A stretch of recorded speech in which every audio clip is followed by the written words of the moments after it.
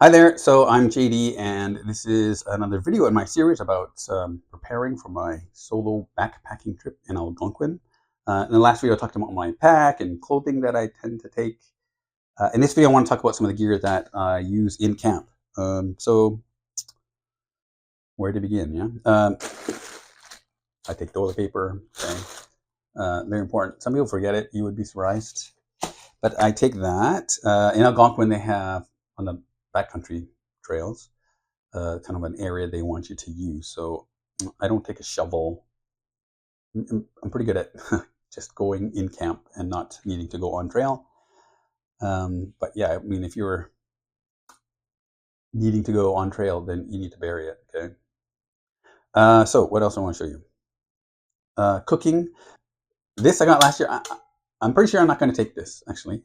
But this I got last year. I was all excited. It's titanium, so it's very light, okay? But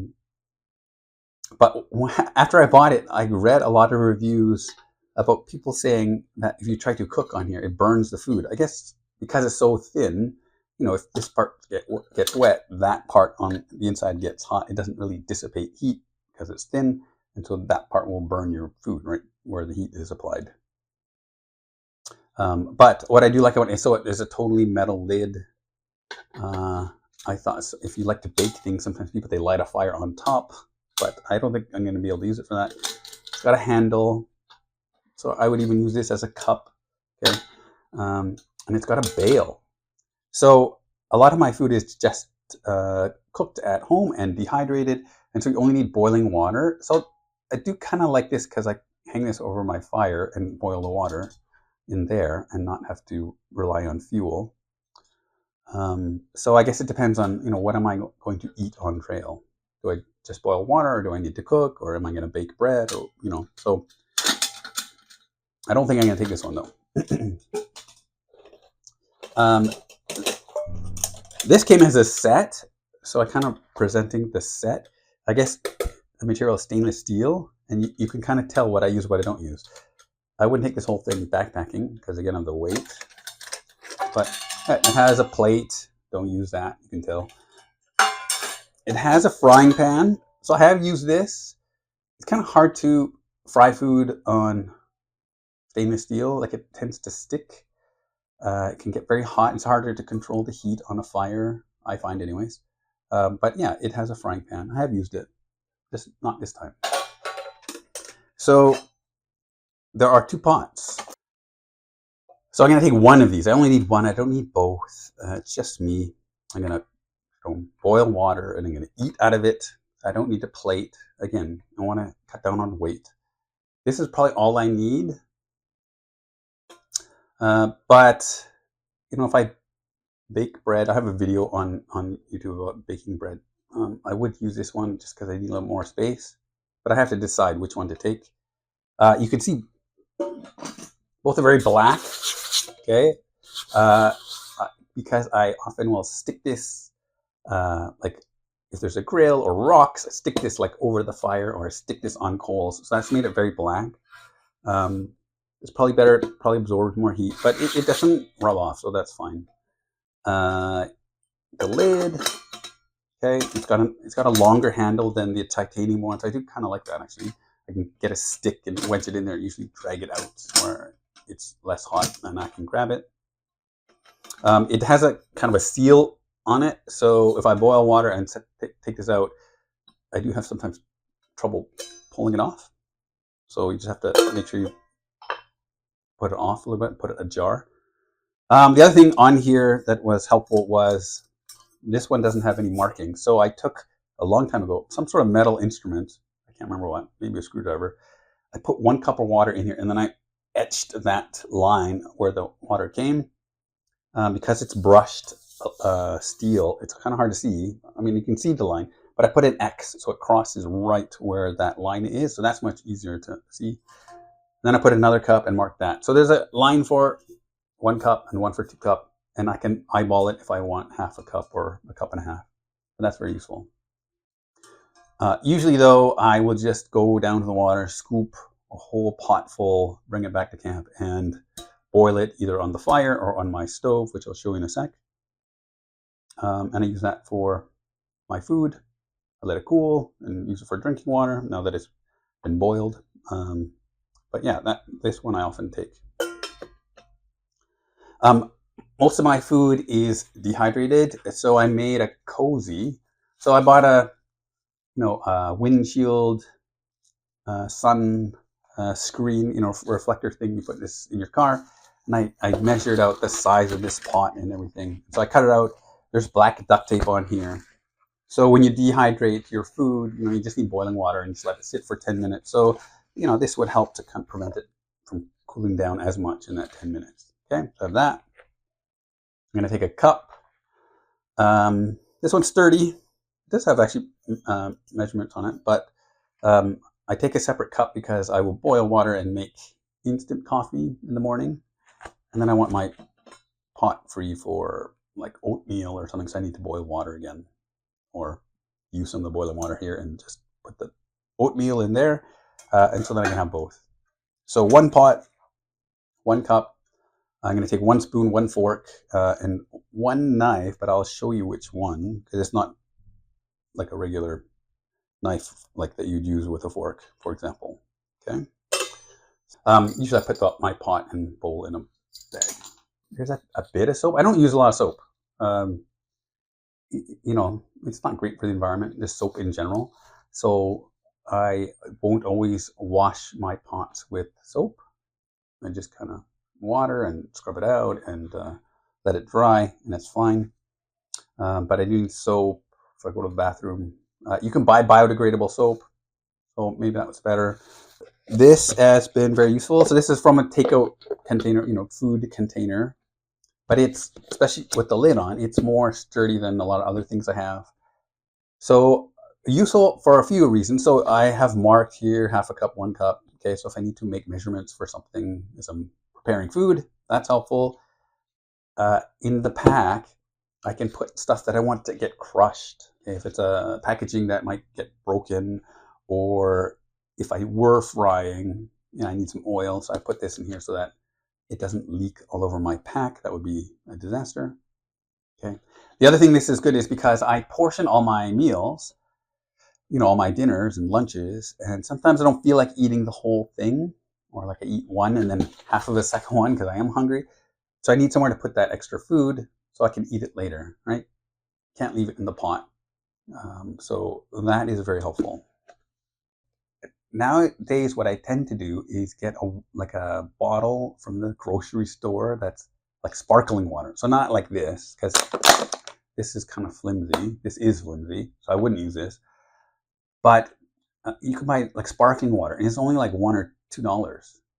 But if it's sparkling, right? If it's is carbonated, then those bottles are kind of sturdy, right? Much sturdier than these. And so those I can use like on several trips, okay? And like I said, it only costs me $1 or $2 compared to buying a metal water bottle or, some of the hard plastic ones you can buy. So that works well. And, I drink up the sparkling water, and then I just fill it up with my drinking water while I'm on trail, and it works well, okay? So reuse, right? Reuse, and then I recycle, but reuse it over and over. Okay, so not this kind, but a 1 liter sparkling water, that's usually all I need, okay? You have to make sure, so like I do know where I'm going, and like there's day 2, it's a long stretch there. There's no lakes, okay? Between like Maggie Lake and Clara Lake, there's like 5 kilometers. You don't really pass water, or it's kind of questionable water, so I've never stopped there for water. But yeah, 1 liter is generally there's enough to get that distance. So that's all I take, 1 liter bottle. Fires, okay, getting wood. So I have this small axe, so thinking that, oh yeah, it's lighter because it's small, it doesn't have a big handle, it's easier to pack because it's smaller. But it is kind of heavy. It's useful, I guess, if you wanted to hit tent pegs, but really I use my shoe and I just kind of usually push into it, or I use a rock. So I don't really need it for that. I've decided that using an axe is not a good idea, and I don't take it anymore. What I use now, I probably should just get rid of this, but I did use this on many trips. if you're swinging an axe, that's kind of dangerous, right? Or if you hit the wood, chips of wood will go flying. If it hits you in the eye, you are so far away from help. It's not a very safe situation. So I don't take this, okay? It's dangerous and it's heavy. What I do take is this saw. So I spent a long time looking for this. I guess I'll put a picture of, I got it on Amazon. But I really, really like this, and it's been very, very helpful. I don't always have campfires, but if it rains and you want to dry your gear out, if it's cold, then you need to be able to start a fire. If you need one. Sometimes I cook on fires. So because it's a popular park, right? So I'm going in August. So by the time I go, all of the campsites, especially the ones closer to the trailhead, people have picked up the sticks and the twigs and the branches, and they've burnt them all. So it gets harder to find wood, okay? And so we have to search more to get wood, to burn it. Also, one thing I found is if a tree falls, or if they cut it and it falls, then when it sits on the ground, that wood is soggy and it won't burn. And so that's kind of a problem. But let me put this saw and I'll explain. So it has these knobs at each end that screws on, and then inside here, so this is one of the handles, okay? Here's the other. It has the saw. It has this tube, okay? And it has this shaft. Okay, so if you look at the handle, it has a round hole, an oval, and a slit. So let me put this together for you. So I'm going to put this into this oval.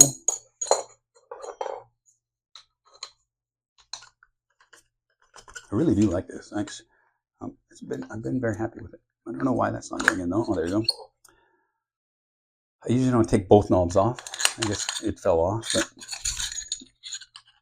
but so that goes through the hole, and the hole goes all the way through the handle. So it goes all the way through. Okay, and then the knobs screw onto the shaft. So just do it lightly, loosely. Okay. And then the saw blade itself, it has these metal parts kind of riveted on there, and that actually helps it prevent it from sliding through the slit. Okay, so that goes in the slit, and then you want to tighten it.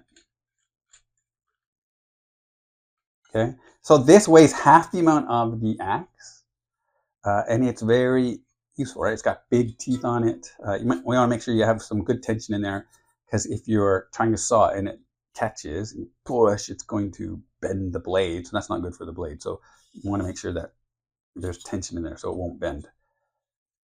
If you have like a jackknife or Swiss Army knife, they have a little saw on there, and that's good if you have nothing else. But this is so much easier, right? I can use one hand, I can use two hands. That's nice long blade on there, big teeth, so I can cut through wood.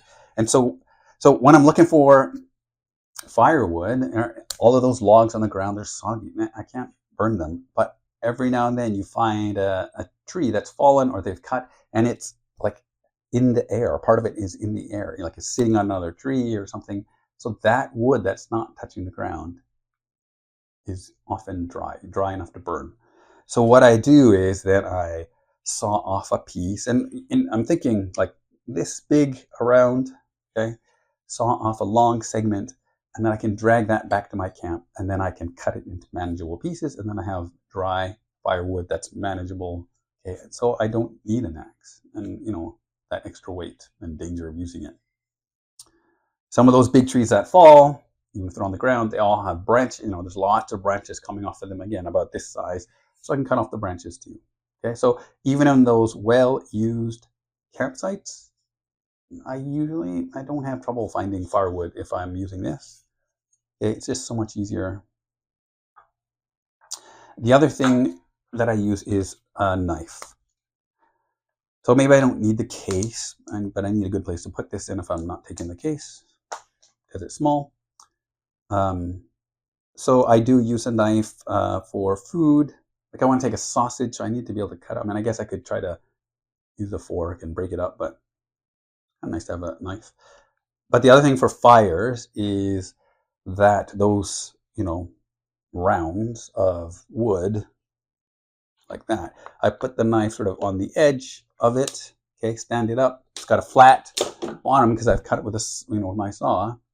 Put that on there, and then I take another stick and I hit this one here or hit it here. Okay, don't press on that or like with your hand because you don't want the blade to collapse. But then this can kind of slice through, and then I have my tinder. Okay, some smaller pieces of wood, and so I just kind of set this up where I want it, and then I can hit it, and that seems pretty safe to me and very useful for getting that tinder. Okay. I would not take a Swiss Army knife or jackknife or a Leatherman because they tend to be heavier than a knife like this, and all those tools you don't need on trail. And I don't normally need a screwdriver. I don't need a corkscrew. I don't usually need pliers. Like I'm not doing something and think, oh, I wish I had pliers.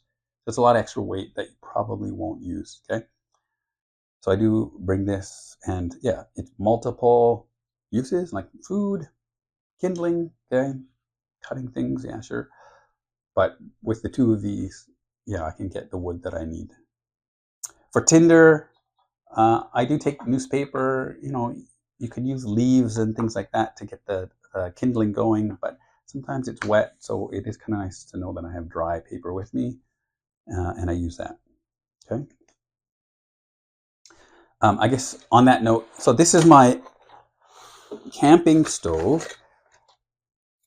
It's a MSR Whisperlite. So I probably got started in backpacking maybe 25 years ago, and someone had one of these, and it sounded great, and so I got one of these. But nowadays I see most people use a different kind of stove. One that uses butane.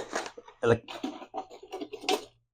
the canister of butane is probably like this big, and you just screw your stove on top. It's quite small, okay, and you put your pot on top of there, okay, with your pot on top, and you can just turn on and light it, and it's going. So it's very quick to boil water, and I think you can adjust the heat. So this one you can't do that. This one's like on or it's off. But I guess the one advantage of this is it's more versatile. So it takes more work to get it going. Well, not work, but it's just not instant. Turn it on and light it. Okay. So there's a fuel bottle with a pump. Okay. And sorry, that's not part of the stove. Oh, so let me show you. It comes with this piece of aluminum, so I set that down on something flat. Okay, on the ground. I saw this video, someone said, oh, don't put your stove on a picnic table and sit at the table. If something happens and it spills on you, then you got boiling water on you and you're far away from everyone. Like, kind of makes sense. So, yeah, don't put it on a picnic table and sit next to it. Got a windscreen. So with this, I set this down, I put the stove on top of that, set the pot on top of the stove, and then this kind of wraps around so as a windscreen and helps to focus the heat. So that's very nice. And then this is the stove itself.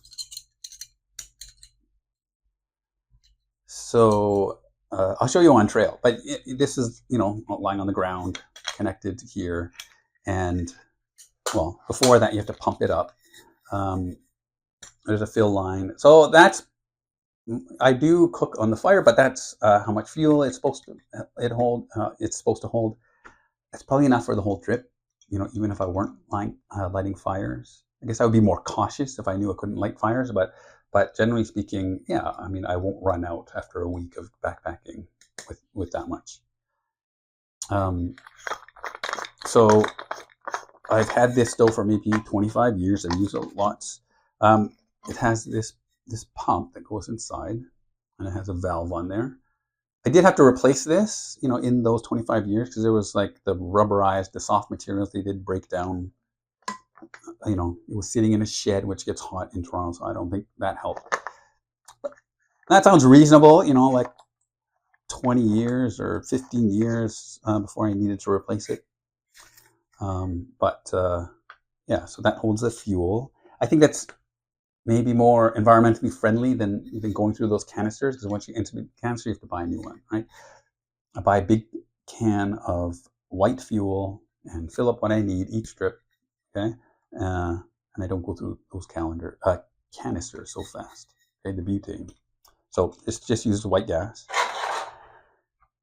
And so you have to pump it up, and then you basically let a little bit in this little cup down here, and then you light your stove itself on fire. And then that heats up this hose that goes into the stove itself. Okay, so it heats up the fuel, and then before that fuel burns out, then you open up the valve again, and then you get a nice blue flame, and it works really well. It heats up water very quickly. There's a tool that it comes with, so if you needed to take it apart on trip or clean out the fuel line on the trip, you could do that with the tool. I've never had to do it on trail. I've opened it up and cleaned it out a few times over the last 25 years, but I've never needed to do anything on trail. I have my lighter, nice and long, so I don't burn my face off or my hands. So like everything else, you want to test it, make sure it works, check how much gas is in there. I have a backup one. I guess the last thing I have in here is not part of the stove, but I keep it in here. This is an antenna from like a radio. Okay, so basically it's like a long straw. So this one was from a radio. I didn't want this segment to slide out that way, so I kind of pinched it a little bit there, but it's like a straw. So you probably can't hear that, but I can blow air through. So when I'm getting a fire going, and I'm not very good at starting campfires. I mean, I've been camping for a long time. I still kind of struggle. I'm getting better. I think I realize I need to do more prep with the tinder and kindling and everything. But this has been very helpful, right? So you don't have to stick your face in there. You can just give constant, slow air out here into the part that you just lit and get it going, or help it to keep going. So that has been very helpful. I'm very happy to have learned that tip. Okay, so I keep that in there so I know exactly where it is. But yeah, this is my stove for camping. Okay, been very good, very useful. The other thing is you need to be able to get clean water. So I did have a sweet water, I believe it was called. So it's a plastic cylinder. It has like, I don't know, a ceramic or clay cylinder inside. That's the actual filter itself, and then it has a pump, right? And so it has a inlet pump on tube, on the top, and then it comes out the bottom. So I use that a lot for many years, but in the last 5 years, it was starting to become unreliable, and I bought a new filter. But I would be pumping, and then like after 30 seconds, no more water would go through, and I would take it apart and try to clean the filter, and again start. And after 30 seconds, it kind of stopped working. So it wasn't very reliable. So I needed to get a new one. And so this is what I got. It says Platypus, but I think you call it Gravityworks. And there's lots of different kinds, but like people on YouTube, they have different filters. So I wanted to try one that was gravity fed. So like briefly, so this is the filter itself. And it comes with 2 bags. And the bags are different. One says clean and the other says dirty. Okay. So instead of sitting there pumping, what you do is it's kind of like this heavy duty Ziploc. You open this up and you just scoop out the water from the lake or the stream. Hopefully no debris in there, no critters in there. Like I have scooped up a fish before. But anyways, you scoop out like a bunch of water. It says here, this top line here says 4 liters. So you can scoop up to 4 liters, I guess. And then this just goes on there. Okay, I won't do the whole thing, but there's a hose that comes out here, and so you hang this up high and you put this lower, and the water will start to go through the filter because of gravity. Once you have a little bit of water in here, then you kind of switch it around, and so then that pushes water backwards, but it also pushes the air bubbles out. And then when no more bubbles are coming out, and you switch it up again, and so now the water goes through, but there's no air in here, so it goes much faster. So that's actually been easy to kind of pick up on and learn. I took my kids camping last year; they picked it up pretty quickly. But then this fills up with the clean water, and then in camp, this is your reservoir, right? You hang this up from a tree. So I need to make sure I have a way of hanging this up, because a lot of campsites have like a nail sticking out of a tree, so I will hang this on that. Sometimes there's sap on that tree, which I don't want sap on my thing, so I need to kind of make sure I always have a way of hanging it up. But this hangs up from a tree, and then it has a hose with this valve, so you close it, and then when you want it, you just open it, and water comes out the hose, and then when you're done, close it up again. So you need to have clean water for cooking, brushing your teeth, washing your face, okay, drinking water. So that's been very useful. Okay, yeah, it works. It works good. It works quickly. I can do other things while it's working. So I have that. Obviously, I can boil my water and then let it cool, and I can use that. The other thing for water is I have aqua tabs, and you have to read what is in the instructions. I don't use them a lot. They're kind of my backup, but they are not very heavy. I keep them in my first aid kit, and you have to read what it says on the package. But I believe with 1 liter of water, you put 1 tab. You have to shake it for like 20 minutes. So it takes 20 minutes before it chemically cleans the water of like bacteria or parasites. But that's another backup. Okay, so clean water, I have the filter. I can boil it with the stove or the campfire, and then I have the aqua tabs to chemically clean. Okay, so I will always have clean water. I do have first aid kit. I need to kind of go through, sort out my first aid kit, but I'll show you in that list. Okay, there's an emergency blanket. I'll show you on my camping list. So I think that I'm gonna do that at the end of the next video, but I'll show you kind of what I keep in there. So last couple of things.